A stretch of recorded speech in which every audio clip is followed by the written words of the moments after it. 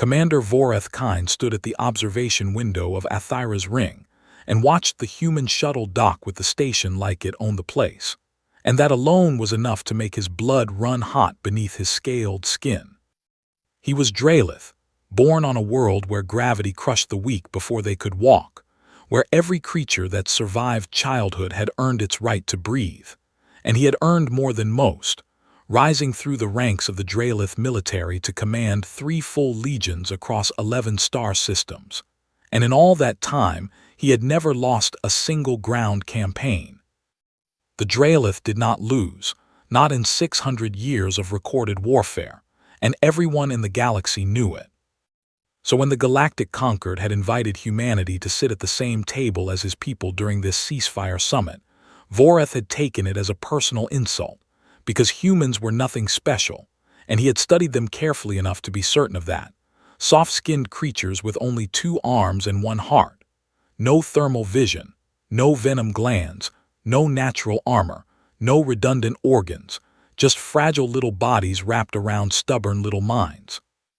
He turned from the window and walked toward the banquet hall where the summit delegates were gathering, his 4 arms folded behind his back in the Dralith posture of restrained superiority, and the other species in the corridor moved out of his way without being asked, because that was the effect the Dralith had on people: 7 feet of muscle and black scales, and a reputation that arrived in the room before they did. The banquet hall was enormous, designed to hold 100 species in comfort, and Voreth spotted humans almost immediately because they were easy to find, always clustering together, always talking, always laughing about something he could not understand, and among them he noticed a woman standing apart from the rest. She wore the uniform of a Terran Marine, compact and neat, with captain's bars on her collar and a name stitched above her chest pocket that read MARO, and she stood near the wall with a glass of water in her hand, watching the room the way a predator watches a watering hole, calm and patient and utterly still. Captain Alin Marrow did not look dangerous, and that was exactly what Voreth found irritating about humans in general, because they never looked like what they were. He approached her with 3 of his officers trailing behind him, and the nearby delegates noticed and grew quiet because, when a Dralith commander walked toward someone with purpose, it usually meant something was about to happen. "You are the human security detail," Voreth said, and it was not a question. Alin looked up at him without stepping back, which was the first thing that surprised him because most species flinched when a Dralith closed distance like that. "That is correct, Commander," she said, and her voice was level and unbothered like he had asked her about the weather. "I have a question for you, Captain," Voreth said loud enough for the nearby tables to hear. "Your species has been part of the galactic community for less than 80 years, and yet the Concord seats you alongside races that have held territory for millennia, so I want to understand what exactly you have done to earn that seat." The room got quieter, and Alin looked at him for a long moment before she answered. "We showed up," she said. Voreth felt his neck spines bristle at that because it was not an answer, it was a dismissal, and nobody dismissed a Dralith commander, not even other Dralith. "Your people win wars through tricks," he said, letting his voice carry across the hall now because he wanted everyone to hear this. "Ambushes and improvised weapons and dirty tactics that no honorable species would use. And I believe the galaxy deserves to know whether humanity can stand in a fair fight, or whether they only survive by hiding behind their cleverness." Alin set her glass of water down on a nearby table very carefully, and looked at him with an expression he could not quite read. "What are you proposing, Commander?" she asked. "A Caldrith," Voreth said, and a murmur rippled through the crowd because everyone knew what that meant. A ritual duel under station law, legal and binding and observed by all present species. A one-on-one combat meant to test the martial worth of a people through their chosen champion. "I decline," Alin said. "Of course you do," Voreth said, and he turned to the crowd with his arms spread wide. "This is what human courage looks like, offered a fair contest, and she I decline because my commanding officer would prefer I did not embarrass you in front of the entire conquered delegation, Elin said, and her voice had not changed at all, still flat, still calm, still completely unbothered. The silence that followed was so thick Voreth could feel it pressing against his scales. He turned back to her slowly, and something in his chest had shifted from contempt to curiosity mixed with anger, because no one had ever spoken to him that way, not once in his entire career. "Then let your commanding officer watch," he said, "unless humanity prefers to let its words fight its battles." Elin looked past him to where a Terran colonel stood near the human delegation, and the colonel gave a very small nod that Voreth almost missed. And then Elin turned back to him with something new in her eyes, something he would only understand much later. "Fine," she said, "I accept, but I choose the terms." "Name them," Voreth said, certain that he had already won. "No weapons," she said. "No armor, bare combat, 3 rounds and 1 clause added to the standard contract." "What clause?" She pulled a small tablet from her belt and typed something and handed it to him, and Voreth glanced at the screen and saw a single line of text that read, "The loser walks the winner's road," and he almost laughed because it sounded like human poetry, vague and meaningless. "Agreed," he said without hesitation, because what did he care about human traditions when he was about to break one of them in half? They cleared the center of the banquet hall and formed a ring of spectators from 24 species, and Voreth stripped off his command coat and stood in the circle with his 4 arms loose and ready, each one strong enough to crush stone. And across from him, Elin Marrow removed her jacket and rolled up her sleeves and stood with her hands at her sides like she was waiting for a bus. The first round lasted 40 seconds, and Voreth dominated it completely, using his upper arms to grab and his lower arms to strike, slamming Elin to the ground twice and feeling the satisfying crack of impact each time. And when the round ended, she got up slowly and wiped blood from her lip and said nothing. The second round was different, and Voreth could not explain why at first, because Elin moved differently now, not faster exactly but smarter, slipping past his grabs by inches instead of feet, striking at joints he did not know were vulnerable.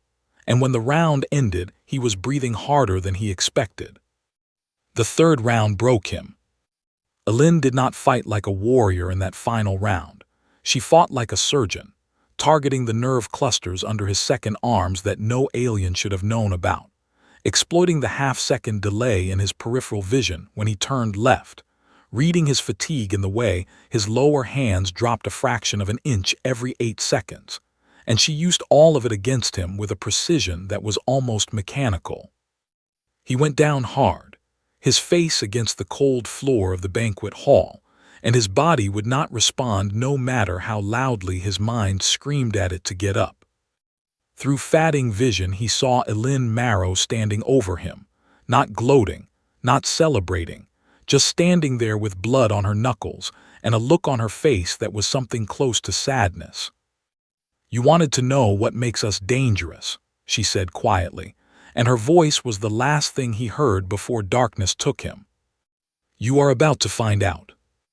And then Commander Voreth Kine, undefeated champion of the Dralith Empire, closed his eyes and fell into a silence deeper than any sleep he had ever known. Voreth woke up choking on mud. His mouth was full of it, thick and cold and tasting of iron, and he spat it out and gasped and tried to push himself up with 4 arms but found only 2, and that was when the panic hit him like a fist to the chest. He looked down at his hands and saw 5 fingers on each one, no claws, no black scales, just pale soft skin caked with brown dirt, and he felt his face and found a flat nose and rounded ears and a jaw that had no ridges at all. And his scream died in his throat because the sound that came out was not his voice. It was a human voice. He was inside a human body. He scrambled to his feet and nearly fell because the balance was all wrong. 2 legs instead of the wide Dralith stance he had known his entire life, and everything felt loose and breakable like he was wearing a suit made of paper, and the world around him was a nightmare he could not have invented even in his darkest moments. He was standing in a trench, a long, narrow ditch carved into the earth and reinforced with wooden planks that were rotting in the wet, and the sky above was red with smoke, and the air smelled like sulfur and death, and something chemical that burned the inside of his nose. And on either side of him, men in heavy wool uniforms sat against the trench walls, with rifles across their knees and faces that looked 1,000 years old, even though most of them could not have been older than 25. This was not Athira's ring. This was not any world he recognized. This was something ancient and terrible.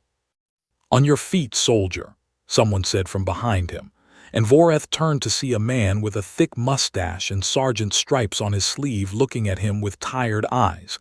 "Dawn is coming, and you know what that means." Voreth did not know what that meant, but the fear on the faces of the men around him told him everything he needed to. He tried to access his neural implant to call for extraction, or at least to identify where he was, but there was nothing there.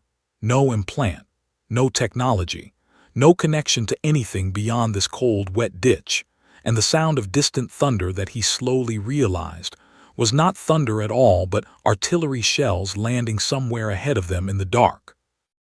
A young man beside him, barely more than a boy with red hair and freckles and hands that shook as he loaded his rifle, looked over at Voreth and grinned with a courage that made no sense given the circumstances.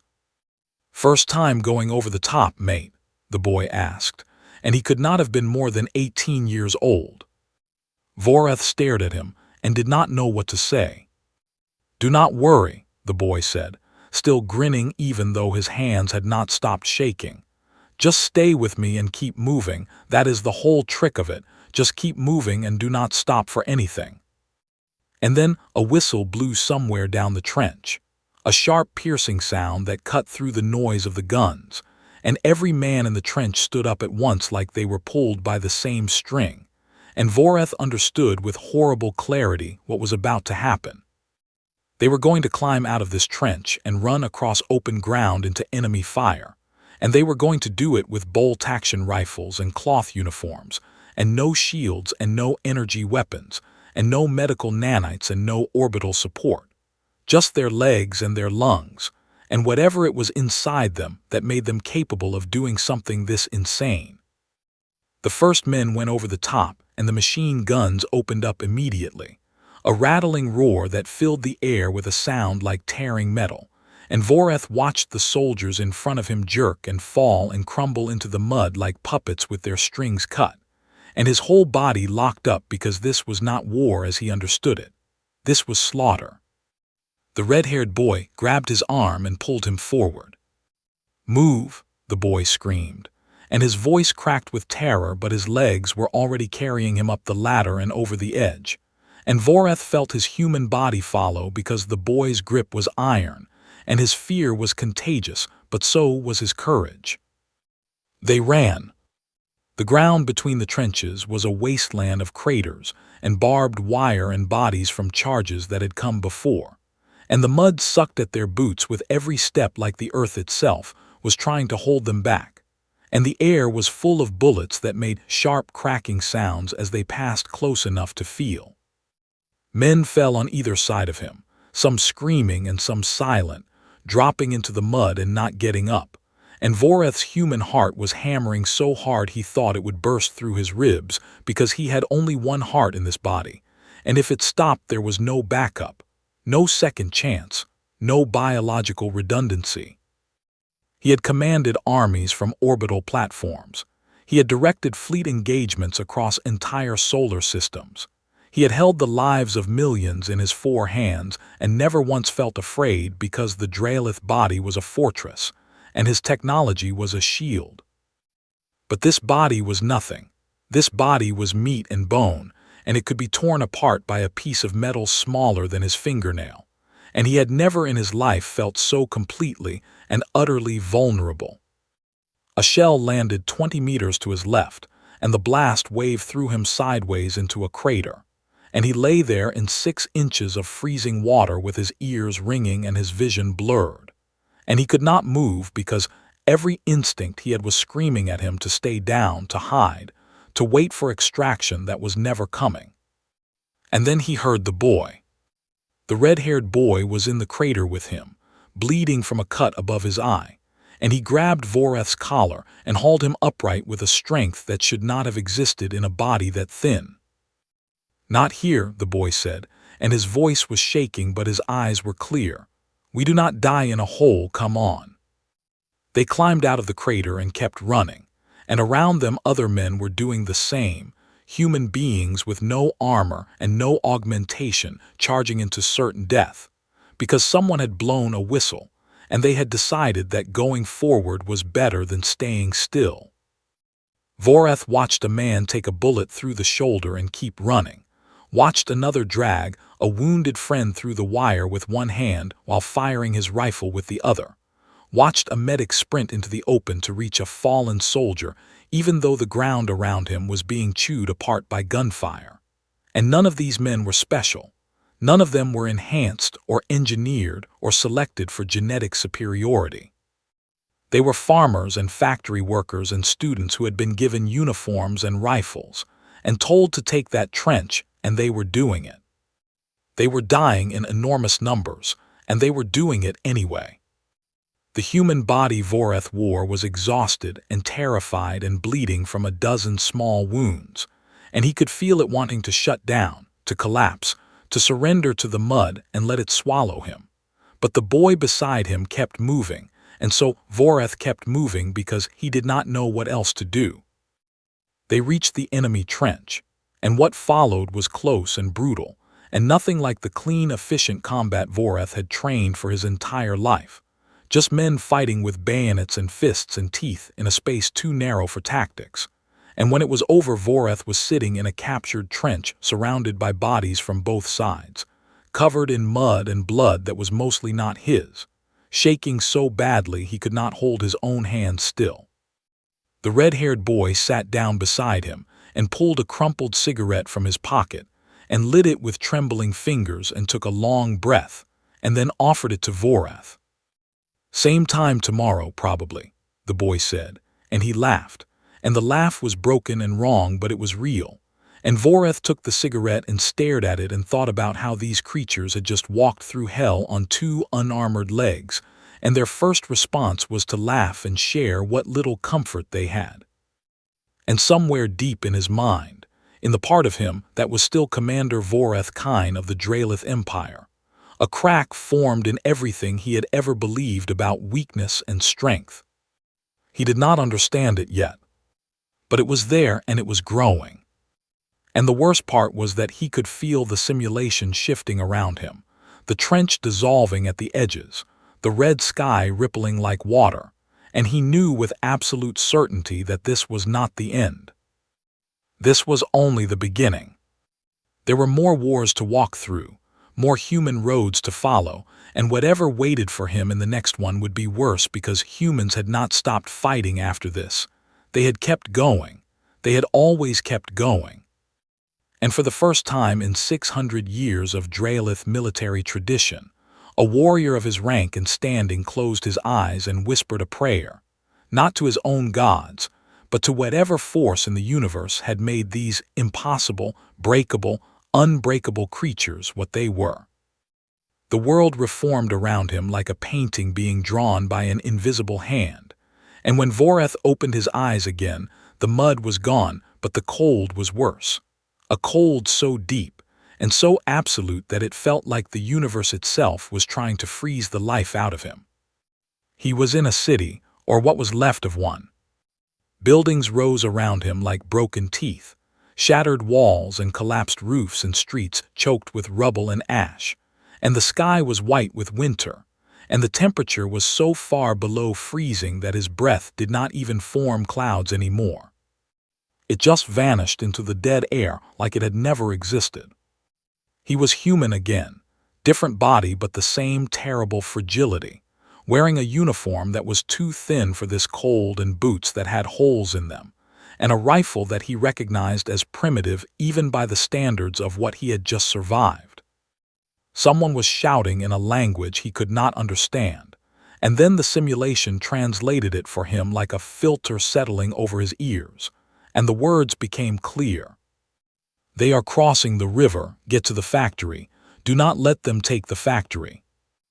Voreth moved because he had learned in the trenches that staying still meant dying, and he ran through streets that were more rubble than road, past the frozen bodies of soldiers and civilians alike, past a dog eating something he refused to look at, past a child sitting in the doorway of a destroyed building, holding a piece of bread so small it would not have fed a Draelith infant. The city was Stalingrad, and the year was 1942, and Voreth did not know these details yet, but he could feel them, could feel the weight of this place pressing down on him like the gravity of a neutron star. He reached the factory and found it full of human soldiers who looked more like ghosts than warriors, thin and hollow-eyed and shaking with cold, and among them were people who were clearly not soldiers at all. A woman with gray hair loading ammunition into magazines with practiced hands. A teenage boy carrying water in a helmet because there were no canteens left. An old man sharpening a bayonet on a piece of concrete with the calm focus of someone who had already made peace with death. "Where is the rest of the battalion?" Voreth asked, and a soldier with a bandage over one eye looked at him and almost smiled. "You are looking at it," the soldier said. There were maybe 40 of them in a building that should have been held by 400, and the enemy was coming across the river with tanks and fresh troops and artillery support. And these 40 people had no reinforcements and no air cover, and no way out, because the order from command was one word long, and that word was a word Voreth would hear echoing through every war he walked through from this moment forward. The word was hold. And they held. For hours they held that factory against waves of enemy soldiers, firing from windows and holes in the walls, falling back room by room when they had to. And every time Voreth thought it was over, every time he was certain they would break and run, someone would shout or grab a weapon or simply refuse to take another step backward, and the line would stiffen again. The woman with gray hair picked up a rifle from a dead soldier and took a position at a window, and fired with a calm that Voreth found more terrifying than any berserker charge he had ever witnessed, because she was not a warrior and she was not trained and she was not fighting for glory or honor. She was fighting because this was her city and these were her streets, and she would rather die in this frozen ruin than let someone take it from her. When it was over, when the last attack had been thrown back and the enemy had retreated across the river to regroup, only 11 of the 40 were still standing, and the woman with gray hair was not among them. Voreth sat against a wall with a dead man's rifle across his knees and stared at nothing, and the simulation shifted again. Jungle.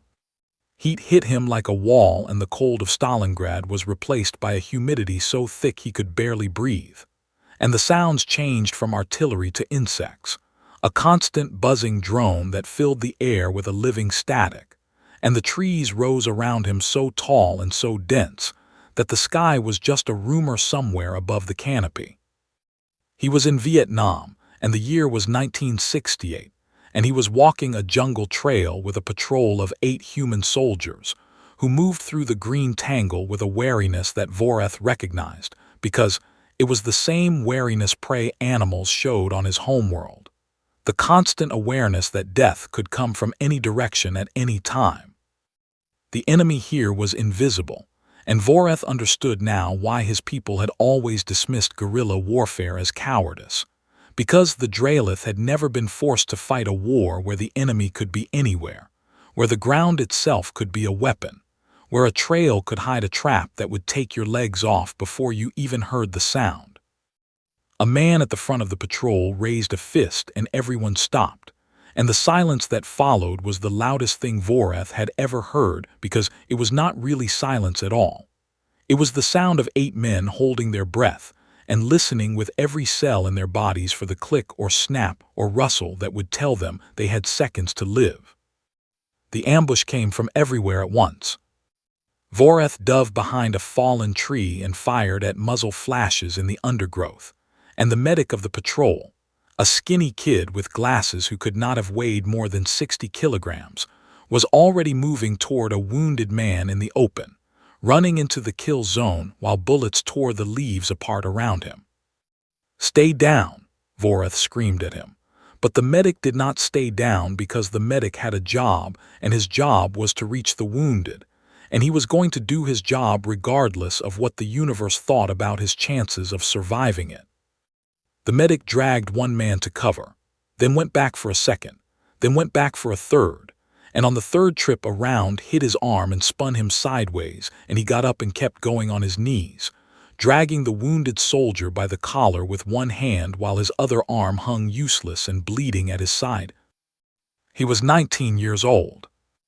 Voreth watched him and felt something inside his chest that he had no Dralith word for, something between horror and reverence, because the Dralith honored warriors who fought with superior strength, and the medic had no strength at all. Just a decision he had made that other people's lives mattered more than his fear. The simulation shifted again, and this time the jungle became stars. Voreth was in space, or rather on a colony world, standing on the scorched earth of what had once been farmland on the outskirts of a human settlement called Proxima Station, and the sky above was full of ships that did not belong to humans, insectoid craft from a hive species that Voreth recognized, because the Dralith had fought them too, centuries ago, and had only won by throwing overwhelming numbers at the problem. The humans did not have overwhelming numbers. There were 800 Terran Marines defending a colony of 12,000 civilians against a hive swarm of over 30,000, and the fleet was not coming, because the fleet was engaged somewhere else. And when Voreth asked a sergeant named Kowalski what the plan was, Kowalski laughed and pointed at a wall of shipping containers that had been welded together into a barricade and rigged with fusion cells wired to blow. "The plan is we hold until the fleet gets here or we hold until we are dead," Kowalski said. "Either way we hold." "But you could evacuate," Voreth said. "There are enough transports for the civilians and the garrison could fall back to the orbital station and—" "And then what?" Kowalski asked, and his voice was not angry but it was firm in a way that stopped Voreth cold. "If we leave, what happens to the next colony? What message do we send that humans run when it gets hard, that if you push us we fold?" He shook his head. "No, Commander, or whoever you are in there. We stay because if we leave then every human colony in this sector becomes a target, not because they lost today but because they proved it was possible to make us run. And we do not run, not here, not ever." Voreth fought beside them for 3 days. 3 days of hive assaults that came in waves so thick the ground turned black with their bodies. 3 days of humans building weapons out of wreckage and fighting with tools when the ammunition ran out, and holding the line with their bare hands when the tools broke. And on the 3rd day the fleet arrived, and the hive retreated, and of the 800 Marines who had stood at that barricade, only 209 walked away from it. And when it was over, Sergeant Kowalski sat on a piece of broken concrete and poured water over his face and looked up at the sky where the hive ships were burning as they fled, and he said something that Voreth would carry with him for the rest of his life. "Every generation they test us, and every generation we answer, and the answer is always the same." The world dissolved and Voreth was in a white void, a space between spaces, a silence between wars, and he fell to his knees and felt water on his face and realized he was crying, not from pain, not from fear, but from something he still could not name. Something that had no Dralith word, because the Dralith had never needed one.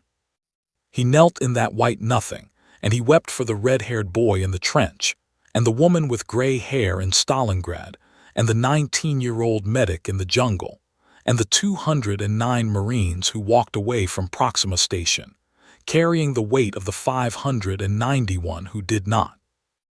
And the void waited patiently for him to finish, because it knew he was not done yet. There was one more road to walk. and it would be the hardest one of all. The void did not throw him into battle this time. Instead, it set him down gently, like a parent placing a sleeping child into bed. And when Voreth opened his eyes, he was sitting in a chair in a small room with white walls and single window that let in the kind of golden afternoon sunlight that made everything look soft and warm and safe. There was no gunfire, no artillery, no screaming, no mud, no blood, no freezing cold, no jungle heat, just silence and sunlight and the sound of birds outside the window. And somehow this was worse. He looked down at his hands and found them human again, older this time, scarred across the knuckles and the backs, strong hands that had seen decades of use. And he was wearing civilian clothes, a simple shirt and trousers, and there were no weapons anywhere in the room. He was not in a war. He was in the space after one.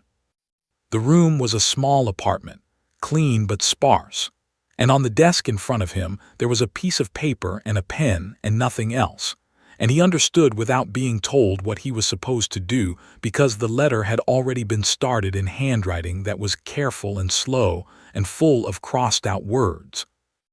"Dear Maria," the letter began, and then a line was scratched through and below it was written, "Dear Mrs. Akafor," and then another line scratched through and below that was "Dear Adi's mother," and then nothing, just blank space where the words should have been.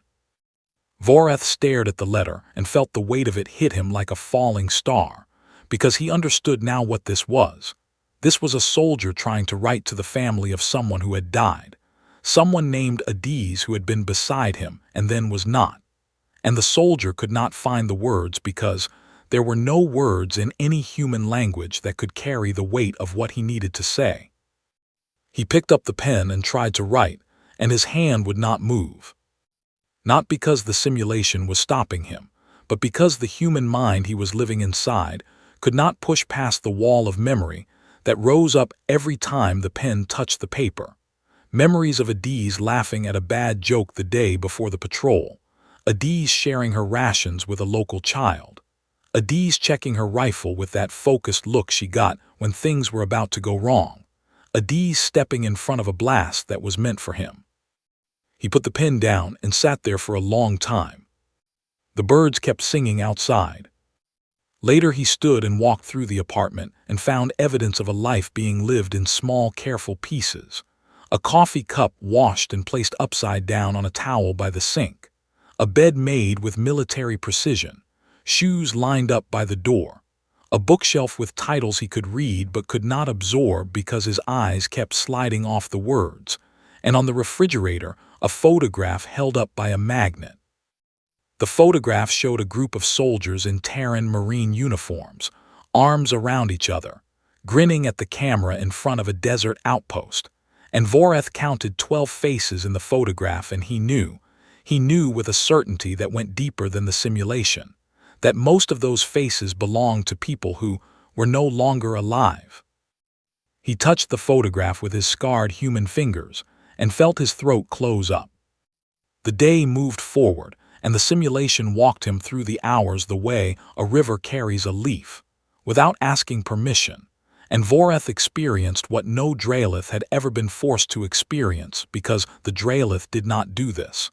The Draelith won their battles and celebrated their victories and moved on to the next campaign and never looked back. The human veteran could not move on. He flinched at a car door slamming outside and was on the floor with his hands over his head before his conscious mind even registered what had happened. And the shame that followed was worse than any wound because he knew it was just a car door. He knew he was safe. He knew the war was over, but his body had not been informed, and his body still lived in the place where loud sounds meant death. He went to a store to buy food and stood in the aisle staring at 20 different kinds of bread, and could not choose because his mind had spent so long in a place where every decision was life or death, that the simple act of choosing between wheat and white had become an impossible task. And he stood there for 11 minutes before he grabbed one at random and walked to the register with his jaw clenched so tight his teeth hurt. He met a friend for coffee, and the friend asked how he was doing, and he said fine, because that was what you said. You always said fine. And the friend talked about work and sports and a new restaurant downtown, and the veteran nodded and smiled and said the right things. And inside he was standing in a desert watching a D's die for the 4,000th time. This was the cruelest lesson, and Voreth could feel it cutting through every assumption he had ever held about warfare. Because the Draelith believed that war ended when the fighting stopped, that victory erased the cost, that a warrior who survived was whole by definition. Humans knew better. Humans knew that the war followed you home and sat in the chair beside you, and slept in your bed and walked with you to the store, and never ever left. And the price of survival was carrying every moment of every battle inside your fragile human skull for the rest of your natural life. That evening, the veteran sat at the desk again and tried the letter again. "Dear Mrs. Okafor," he wrote, "your daughter was the bravest person I have ever known, and I am alive because of her, and I am sorry that I cannot give you a reason good enough for why she is not." He stared at the words and crossed out "I am sorry" and wrote "I need you to know," and crossed that out too and put his head in his hands and sat there in the fading light of the window, while the birds outside went quiet one by one. The simulation shifted, not to a new war but to a new moment, and Voreth found himself standing in a room full of people, a community center of some kind, and there was a woman at the front who was speaking to the gathered crowd with the calm, steady voice of someone who had long ago made peace with things that would have broken lesser people. She was old, her hair silver and her face lined with decades, and she stood straight and strong in a way that Voreth recognized, because he had seen it in soldiers on every battlefield the simulation had shown him, that particular posture of someone who has carried heavy things for a very long time and refused to put them down. Her name was Elena Marrow, and she was Captain Elin Marrow's great-grandmother, and Voreth knew this the way you know things in dreams, not through explanation but through a deep instinctive certainty that bypassed logic entirely. She had been a combat medic, 3 tour in 3 different conflicts, and she had spent the 40 years after her service building a free medical clinic in a region that had been destroyed by the wars she had survived, treating the children and grandchildren of people who had once been called enemies. Voreth listened to her speak, and she was not talking about war. She was talking about a funding drive for a new wing of the clinic, but between every word, he could hear the weight of what she carried, and the absolute refusal to let that weight stop her from moving forward. After the speech, he found himself standing beside her, and the simulation allowed them to talk, and he did not understand how, but he accepted it because he had stopped questioning anything hours ago. "How do you do it?" he asked, and his voice was raw and tired and human. "Do what?" she asked. "Keep choosing to fight," he said. "Not the war, but everything after. How do you wake up every morning carrying all of that and choose to keep going?" She looked at him with eyes that were old and bright, and full of something he was only beginning to understand. "Because the alternative is letting someone else carry it for me," she said.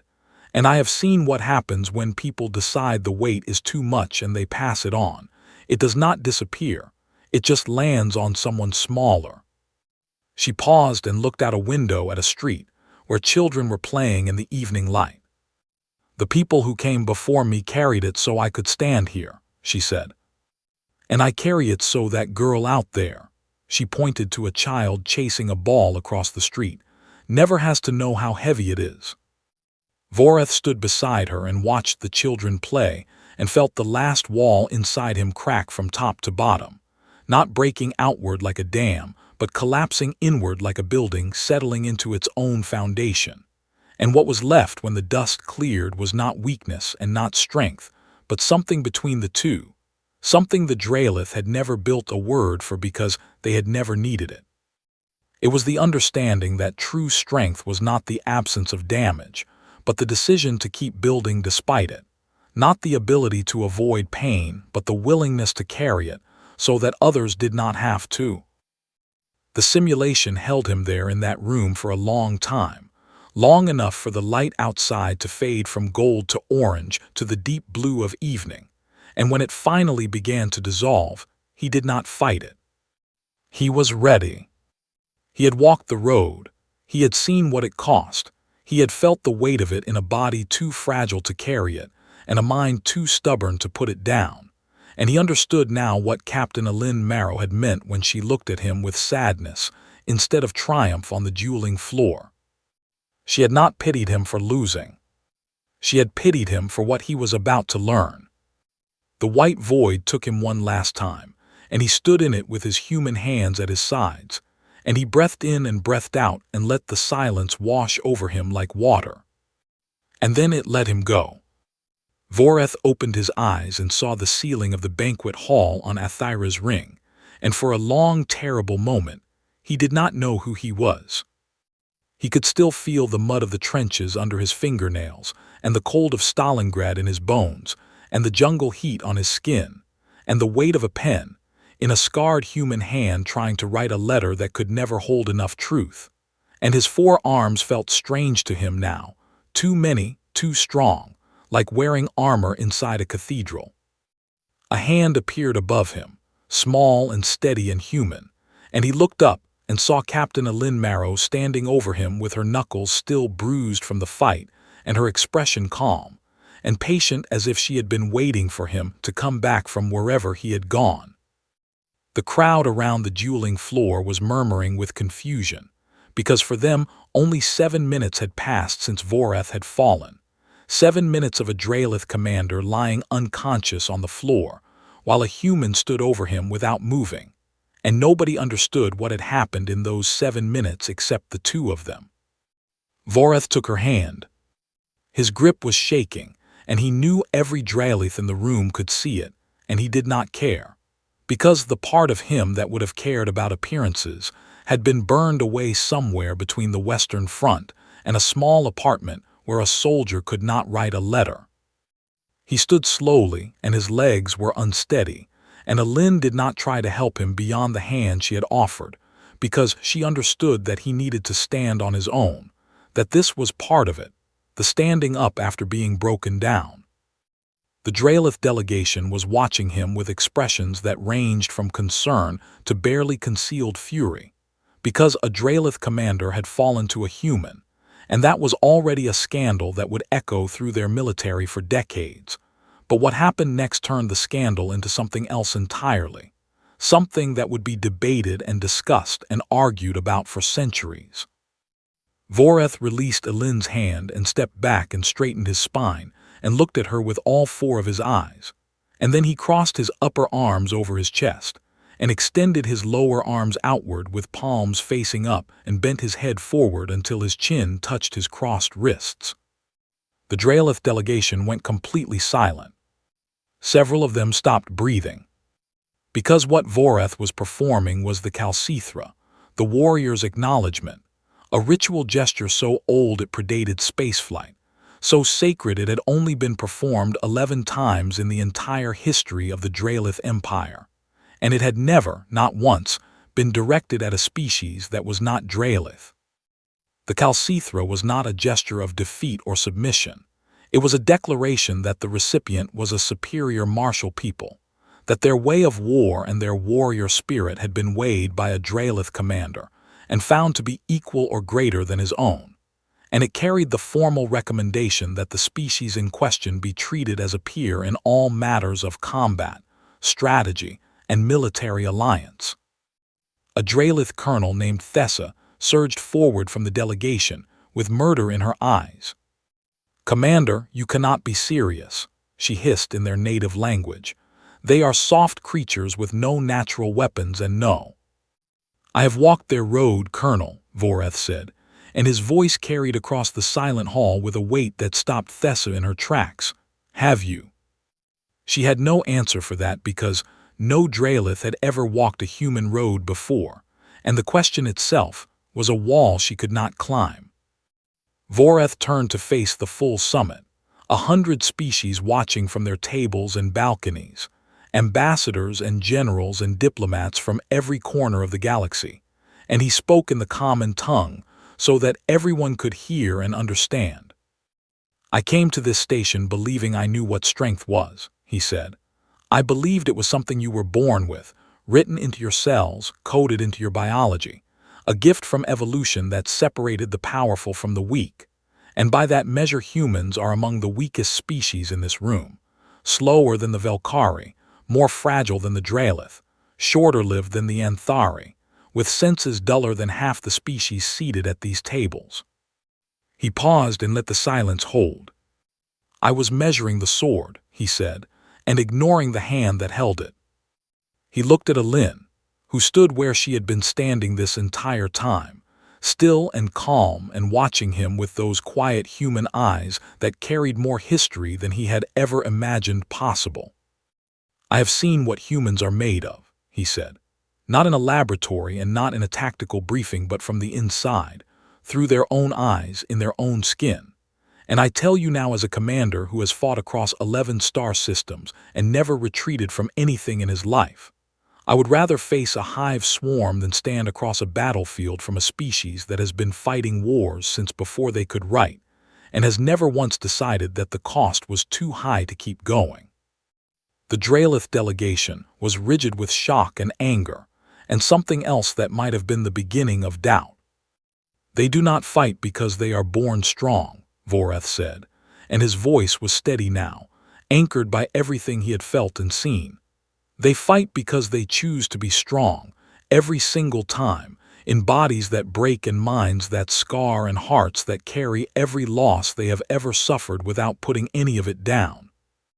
And the most remarkable thing about them is not that they survive their wars, but that they come out the other side and build hospitals and write letters, and raise children and plant gardens in the places where they bled." He turned back to the full assembly. "I formally recommend to the Galactic Concord that humanity be elevated to Tier 1 martial standing, equal in all respects to the Dralith, with full recognition of their combat doctrine, their warrior tradition, and their right to sit at this table not as guests, but as the peers they have already proven themselves to be." "You would place them beside us?" Thessa demanded, her voice cracking with something between outrage and bewilderment. "I would place them above us if the tradition allowed it," Voreth said quietly. "We should be grateful that they choose to build alliances rather than empires, because I promise you, Colonel, if humanity ever decided that diplomacy was not worth the effort, there is not a force in this galaxy that could stop them, not because they are the strongest, but because they are the most unwilling to stop." The hall erupted into noise, a dozen species talking at once, arguments breaking out among delegations, the political machinery of the galaxy grinding into motion around a single act of recognition that would reshape alliances for generations to come. But Voreth did not stay for the politics. He walked through the crowd without stopping, ignoring the hands that reached for him and the voices that called his name, and he kept walking until he found the observation deck at the far end of the station, where the stars hung in the black like scattered diamonds, and the silence was deep enough to breathe in. Alin was already there. She stood at the railing with her hands resting on the metal, looking out at the galaxy with an expression that was impossible to read, and she did not turn when he approached because she had known he would come. He stood beside her, and for a long time neither of them spoke. "Does it ever get easier?" he asked, and his voice was quieter than it had ever been, "the fighting?" Alin was silent for a moment that stretched out like the space between stars. "No," she said, "but you get better at knowing what is worth fighting for." Voreth nodded slowly and looked out at the billions of lights that filled the darkness and thought about the red-haired boy in the trench, and the woman in Stalingrad, and the medic in the jungle, and the Marines at Proxima, and the old woman who built a clinic where a war had been, and the soldier who could not finish a letter because no words were heavy enough. He thought about Alin Marrow standing over him on the dueling floor with sadness in her eyes because she had known what was coming, and she had let it come anyway because some lessons cannot be taught. They can only be walked through. And he thought about the clause in the contract that he had dismissed as meaningless human poetry. The loser walks the winner's road. He understood it now. It was not a punishment, and it was not a lesson. It was a gift, the most generous thing one warrior could offer another, the chance to see the universe through different eyes and come back changed in ways that made you dangerous not because you were stronger, but because you finally understood what strength actually was. "Thank you," he said, and the words felt small and insufficient, but he said them anyway because that was something else he had learned from humans, that sometimes the small words carried the most weight. Alin looked at him, and for the first time since they had met she smiled, just slightly, just enough. "Welcome to the road, Commander," she said. He stood there beside her in the starlight, smaller than he had ever felt, and for the first time in his long and decorated career, he was at peace with that, because he had walked through the fire that forged the most stubborn species in the galaxy, and he had come out the other side carrying a truth that would never leave him. The most dangerous species in the galaxy was not the strongest or the fastest or the oldest. It was the one that looked at the vast, uncaring darkness of the universe and said, "I will endure," and meant it every single time, in bodies that broke and healed and broke again, with hearts that carried the weight of every war they had ever fought and still found room for kindness and laughter and letters that could never hold enough truth and gardens planted in the places where their blood had soaked the earth. Voreth had come to that station to prove that humans were beneath his kind. He left it knowing that the greatest honor of his life would be the privilege of standing beside them. And somewhere out in the black between the stars, the galaxy turned slowly onward, and humanity kept doing what it had always done. It endured.